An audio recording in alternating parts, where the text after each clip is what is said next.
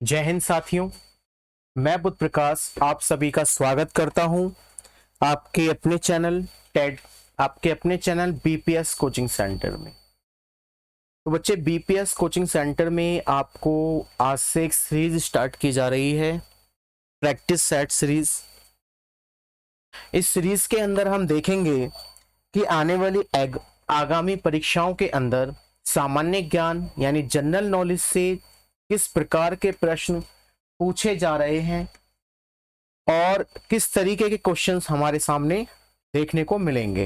ठीक है, तो बच्चे, आगामी परीक्षा को मैं एसएससी जीडी को मद्देनजर रखते हुए आपको एक सामान्य ज्ञान की श्रृंखला शुरू करने जा रहा हूं आज से। और ये प्रश्न आपके आगामी जो भी परीक्षाएं हैं, जैसे डीएसएसबी की परीक्षाएं आने वाली हैं, रेलवे ग्रुप डी है, केवीएस है, तो ये सभी में उम्मीद है कि ऐसे प्रश्न आपको मिलेंगे। और हम इस श्रृंखला में बहुविकल्पिक प्रश्नों की श्रृंखला को शुरू करने जा रहे हैं और अति महत्वपूर्ण प्रश्न होंगे आपकी परीक्षाओं में। ठीक है, तो आप एक एक प्रश्न को बड़े ध्यान से समझेंगे और जहां एक्सप्लेन करना होगा प्रश्न को मैं एक्सप्लेन भी करूंगा और विकल्प के साथ हम प्रश्नों को चलेंगे। चलिए स्टार्ट करते हैं बच्चे आज का सेशन का पहला प्रश्न। तो देखिए, प्रश्न नंबर 1। प्यारे बच्चों, प्रश्न नंबर 1 को देखेंगे। वर्तमान मुख्य चुनाव आयुक्त कौन है? वर्तमान मुख्य चुनाव आयुक्त कौन है? ए ओपी रावत, बी सुनील अरोड़ा, सी सुशील चंद्रा, डी सुकुमार सेन। तो बच्चे, पहले क्वेश्चन का आंसर होगा सी विकल्प के साथ चलेंगे, सुशील चंद्रा। सुशील चंद्रा। प्रश्न नंबर 2। भारत का प्रथम 100% विद्युतीकृत राज्य कौन सा है? यानी जहां बिजली का पूरा 100% कार्य पूर्ण हो चुका है, उस राज्य के बारे में आपसे पूछ रहा है। तो प्रश्न नंबर 2 का सही आंसर होगा हिमाचल प्रदेश। प्रश्न नंबर 2 का सही आंसर है हिमाचल प्रदेश। प्रश्न नंबर 3। भारत का प्रथम कागज मुक्त मंत्रालय कौन सा है? यानी किस मंत्रालय ने बिल्कुल कागज लेस अपना कार्य शुरू कर दिया है?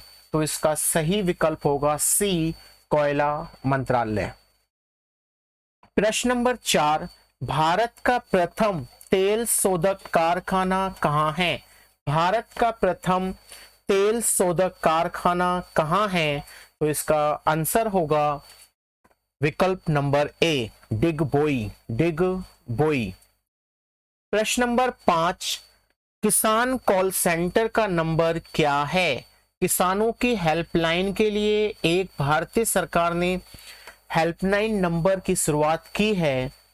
इस नंबर पर किसान कॉल करके अपनी सुविधाओं के अनुसार बातें कर सकते हैं और अपनी समस्याओं का समाधान यहां से कर सकते हैं। तो बच्चे, पांचवे का आंसर होगा ए।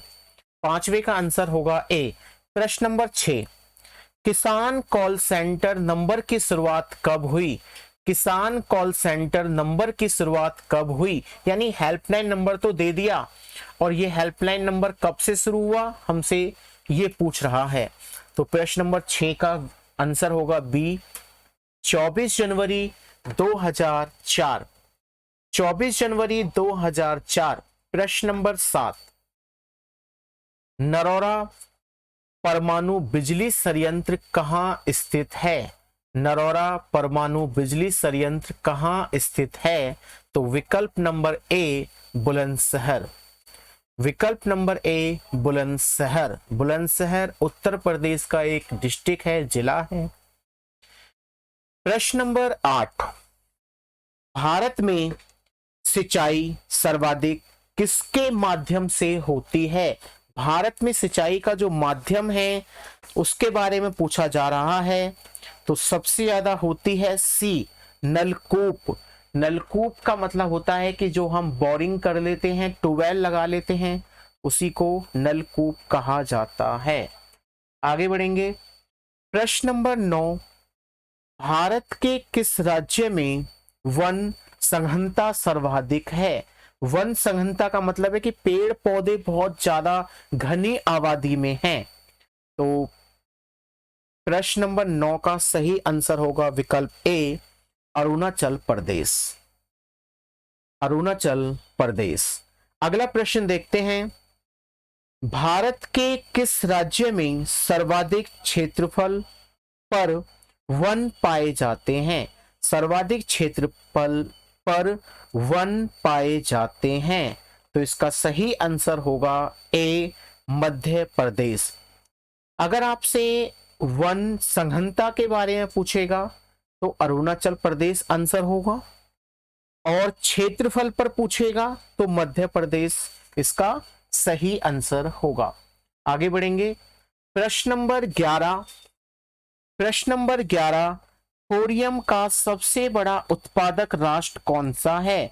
बच्चे, थोरियम एक धातु है और इसका सबसे बड़ा उत्पादक राष्ट्र है विकल्प नंबर सी, भारत।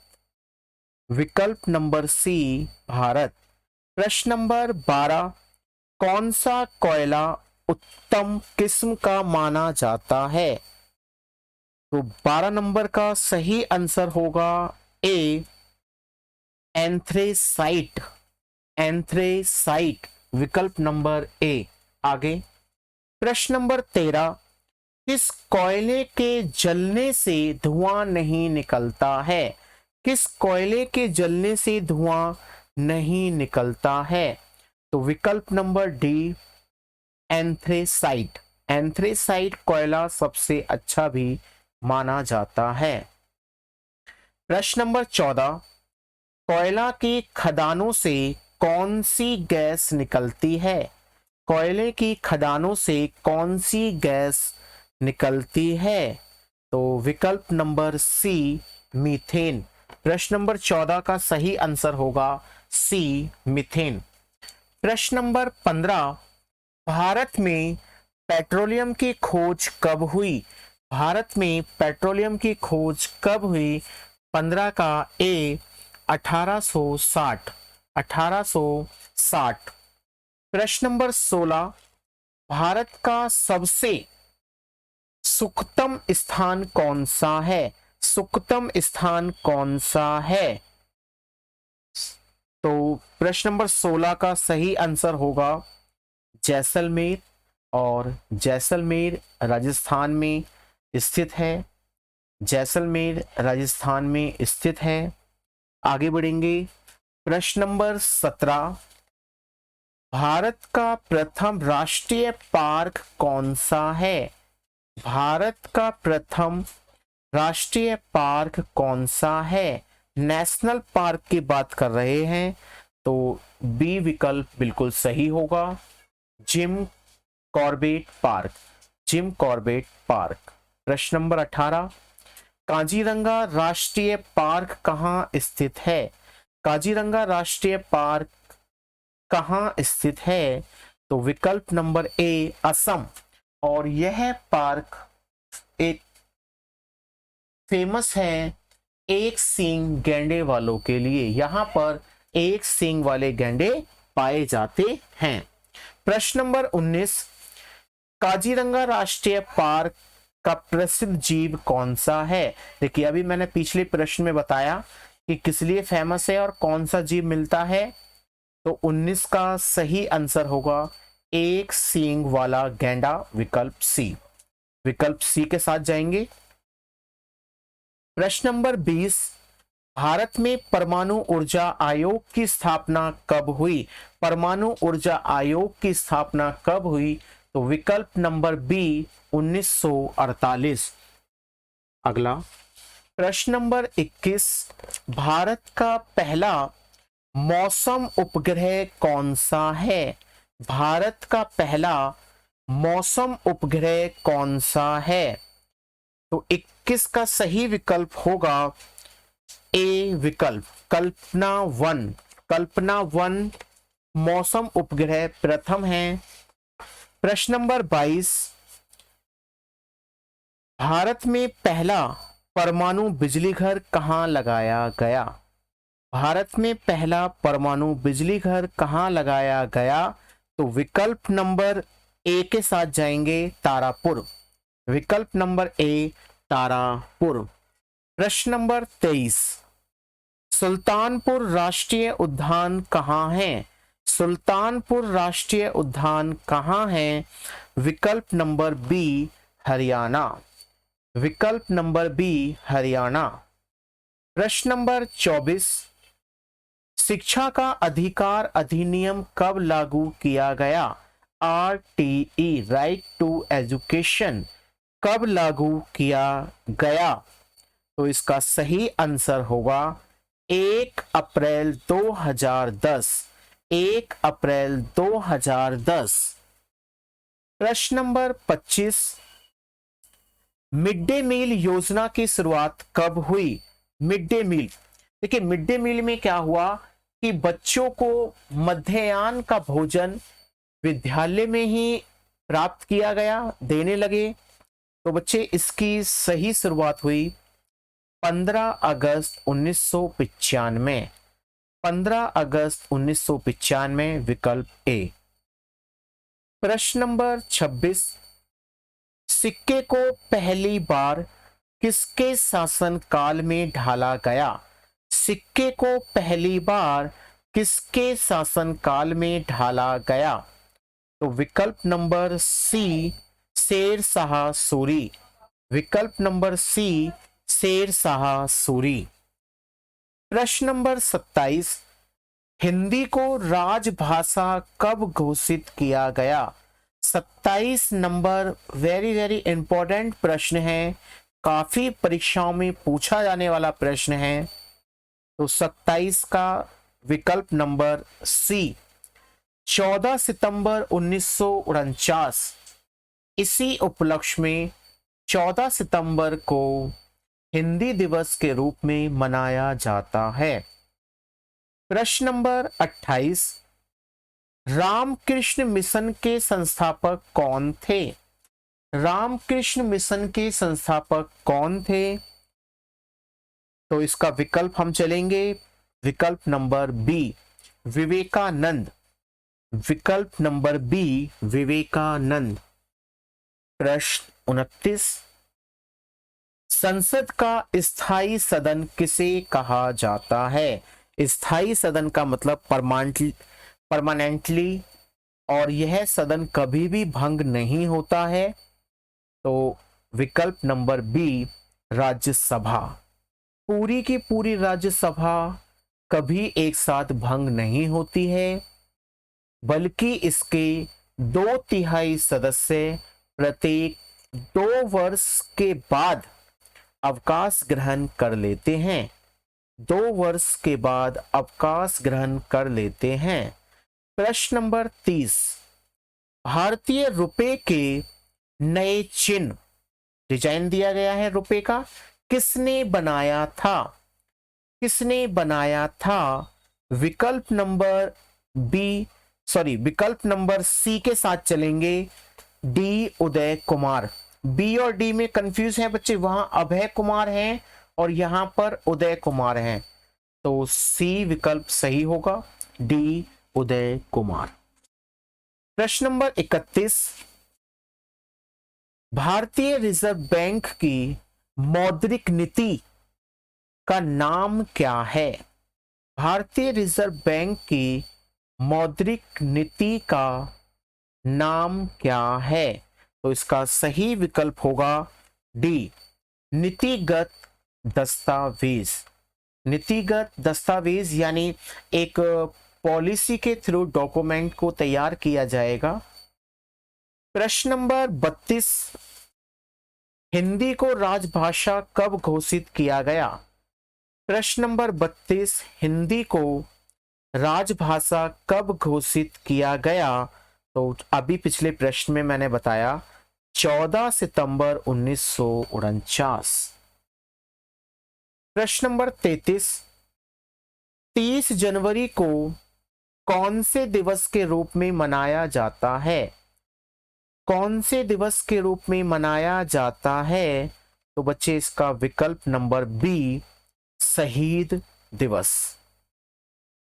इस तारीख को महात्मा गांधी की मृत्यु हुई थी और उन्हें नाथुराम गोडसे के द्वारा गोली मारी गई। प्रश्न नंबर 34, भारत में दशमलव मुद्रा प्रणाली कब प्रारंभ की गई? दशमलव प्रणाली, तो विकल्प नंबर ए 1 अप्रैल 1957। विकल्प नंबर ए 1 अप्रैल 1957। आगे चलेंगे। प्रश्न नंबर 35, भारत में विदेशी मुद्रा का सर्वाधिक व्यय किसके आयात पर होता है? यानी कौन सी वस्तु हम भारत में मंगाते हैं जिसके लिए भारत सरकार को ज्यादा खर्च करना पड़ता है? तो इसका सही आंसर होगा पेट्रोलियम उत्पाद। पेट्रोलियम उत्पाद। प्रश्न नंबर 36, भाषा के आधार पर गठित होने वाला भारत का प्रथम राज्य कौन सा है? भाषा के आधार पर गठित होने वाला भारत का प्रथम राज्य कौन सा है? तो विकल्प नंबर बी आंध्र प्रदेश। विकल्प नंबर बी आंध्र प्रदेश। प्रश्न नंबर 37, अंशु टेबल बॉय के लेखक कौन हैं? अंशु टेबल बॉय के लेखक कौन हैं? तो विकल्प नंबर ए करण जौहर। करण जौहर ने एक पुस्तक लिखी है जिसका नाम है अंशु टेबल बॉय। प्रश्न नंबर 38, विश्व बैंक की स्थापना कब हुई? विश्व बैंक की स्थापना कब हुई? 1945। 1945। विकल्प नंबर सी। प्रश्न नंबर 39, चाणक्य के पिता का नाम क्या था? चाणक्य के पिता का क्या नाम था? तो बच्चे चाणक्य के पिता का नाम था विकल्प बी ऋषि कनक। ऋषि कनक। प्रश्न नंबर 40, विश्व जनसंख्या दिवस कब मनाया जाता है? वर्ल्ड पॉपुलेशन डे, विश्व जनसंख्या दिवस 11 जुलाई को मनाया जाता है। विकल्प नंबर ए। विकल्प नंबर ए। प्रश्न नंबर 41, भारत में दशकीय जनगणना की शुरुआत कब हुई? दशकीय का मतलब होता है कि प्रत्येक 10 वर्ष के बाद भारत की जनगणना की जाने लगी। तो सही विकल्प होगा, इसका सही विकल्प होगा बी 1881। 1881। प्रश्न नंबर 42, रक्त समूह की खोज किसने की? रक्त समूह की खोज किसने की? तो विकल्प नंबर ए के साथ चलेंगे, call land Steiner. Call land Steiner. प्रश्न नंबर 43, संविधान के किस अनुच्छेद में शिक्षा का अधिकार दिया गया है? तो विकल्प ए 21A। 21A 86वें संविधान संशोधन के तहत जोड़ा गया 2002 में। प्रश्न नंबर 44, स्वतंत्र भारत की प्रथम जनगणना कब हुई? जब भारत को आजादी मिल गई तो उसके बाद जब जनगणना कराई गई तो वह वर्ष था विकल्प नंबर बी 1951। प्रश्न नंबर 45, संयुक्त राष्ट्र संघ की स्थापना कब हुई? संयुक्त राष्ट्र संघ की स्थापना कब हुई? 1945। 1945। विकल्प बी। प्रश्न नंबर 46, किस संविधान संशोधन के तहत भारत में जीएसटी लागू हुआ? भारत में जीएसटी लागू हुआ, वस्तु सेवा कर। Goods service tax. तो प्रश्न नंबर 46 का विकल्प ए 101वें, 101वें। प्रश्न नंबर 47, भारत में बीज अधिनियम कब पास हुआ? फसलों के बीज किस्म कैसे हैं, खराब हैं, अच्छे हैं, कौन सी किस्म के बीज लाने चाहिए, उसके लिए एक अधिनियम पास किया गया। तो विकल्प नंबर ए 1966, विकल्प ए। विश्व का सबसे ऊंचा डाकघर कहाँ है? विश्व का सबसे ऊंचा डाकघर कहाँ है? हिक्किम। तो इसका जो लिखा हुआ है हिक्किम, बच्चे ये हिक्किम नहीं है, ये है सिक्किम। विकल्प सी सिक्किम। प्रश्न नंबर 49, भारतीय नौसेना दिवस कब मनाया जाता है? भारतीय नौसेना दिवस कब मनाया जाता है? 4 दिसंबर, 4 दिसंबर। बच्चे हमारे भारत में 3 सेनाएं हैं, वायुसेना, जल सेना और थल सेना। ठीक है, तो नौसेना को ही जल सेना कहते हैं, जिसका 4 दिसंबर होता है। उसके बाद आता है थल सेना, थल सेना है 15 जनवरी। फिर आता है वायुसेना, वायुसेना है 10 अक्टूबर। लास्ट प्रश्न करेंगे बच्चे, आज की कक्षा का, आज की सेशन का लास्ट प्रश्न होगा प्रश्न नंबर 50। प्रश्न नंबर 50, मेरी 51 कविताएं के लेखक कौन हैं? मेरी 51 कविताएं के लेखक कौन हैं? तो विकल्प नंबर बी अटल बिहारी वाजपेयी, अटल बिहारी वाजपेयी। इसी के साथ बच्चे आप सभी का बहुत बहुत स्वागत है। इस कक्षा में आप उपस्थित रहे और आपने एक एक प्रश्न को बड़े ध्यान से पढ़ा और समझा। आज की क्लास को बच्चे यहीं पर समाप्त करते हैं और अब आपसे अलविदा कहते हैं। तो बच्चे आज की क्लास को हम यहीं पे समाप्त करते हैं।